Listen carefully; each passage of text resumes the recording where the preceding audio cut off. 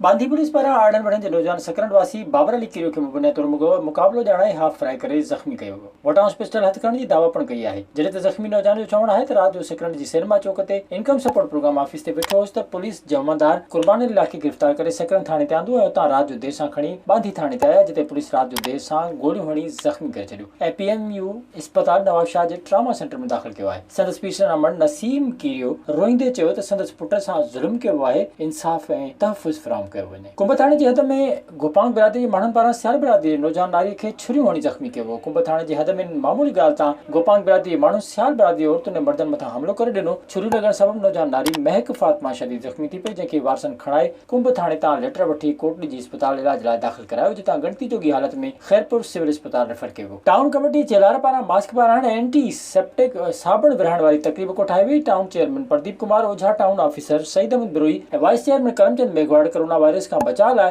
आम माण्हुनि में साबुण, डिटोल, मास्क विरहाया। चेलार जे साफ़ शंकर बागी, मोहम्मद रहीम मिंगरो, आबिद लोंगाणी, रजब रहमी ॿिनि खे पंहिंजे हथनि सां मास्क पाराए मास्क पाराइण ऐं एंटी सेप्टिक साबुण विरहाइण वारी तकरीब जी शुरूआत कई। मास्क ऐं डिटोल विरहाइण वारे दौरान टाउन चेयरमैन प्रदीप कुमार ऐं town officer Saeed Ahmed Biroi media सां ॻाल्हाईंदे चयो त कोरोना वायरस जो मामलो दुनिया सतह जो आहे, पर पाण खे हुन खां बचाव लाइ कोशिशूं वठणु घुरिजनि। काज़ी अहमद लग ॻोठ अंजुमन में पीर एजाज़ अली ऐं पीर अशरफ अली अकबर आराई मोहम्मद रुस्तम भट्टी प्रेस कॉन्फ्रेंस कंदे चयो त संदन ॻोठ जो रवासी रोशन अली इलाइक़े जे मुख़्तलिफ़ बिरादरियुनि सां फ्रॉड करे 80 लख रुपया फॿाए वियो आहे, जंहिं सबबि इलाइक़े में खून रेज़ी जो इम्कान आहे। हुननि वधीक चयो त शरीफ़ माण्हुनि सां फ्रॉड कंदड़ रोशन महर उन जो मीडिया ट्रायल कंदड़ संदसि घरवारी मैडम महर ख़िलाफ़ कार्रवाई करे उन्हनि सां इंसाफ़ कयो वञे। ॿिए तरफ़ अंजुमन जे रवासी मुख़्तलिफ़ बिरादरियुनि जे माण्हुनि पारां एहतजाजी मुज़ाहिरो कयो वियो। मुज़ाहिरे में रोशन महर ऐं संदसि घरवारी ख़िलाफ़ सख़्त नारेबाज़ी करे साणनि कयल फ्रॉड जी रक़म जी वापसीअ जो मुतालबो कयो वियो। विज़िट कयो अवामी आवाज़ मीडिया ग्रुप जी वेबसाइट awamiawaz.pk